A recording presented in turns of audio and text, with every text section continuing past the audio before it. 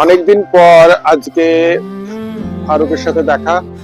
আমাদের কাছাকাছি বাড়ি, কিন্তু একসাথে দেখাই হয় না ব্যস্ততার কারণে। একটা সময়ের পর সব মানুষই ব্যস্ত হয়ে পড়ে। একটা সময় থাকে তখন একসাথে ওঠা বসা অনেক কিছুই হয়, কিন্তু তারপর যখন মানুষের ব্যস্ততা শুরু হয় তখন আর হয় না। জীবনের একটা সময়ের মোড় আসে, তারপর থেকে তখন সব নিজের নিজের কাজে ব্যস্ত থাকে। তো এখন আমরা সেই মোড়ে এখন দাঁড়িয়ে আছি। খুব কম দেখা হয় আমাদের। যাই হোক, তুই কিছু বলবি? এমনিতে প্রচুর কথা বলে, কিন্তু ক্যামেরার সামনে হয়তো একটু লজ্জা লজ্জা করছে। আমাদের ব্যাচের মধ্যে সবচেয়ে বেশি কথা বলতো আগেই, এখনো।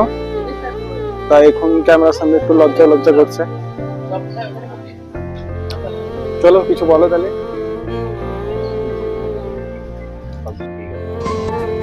কিন্তু সব ঠিক আছে। চলো, দেখা হচ্ছে পরের ভিডিওতে। টাটা।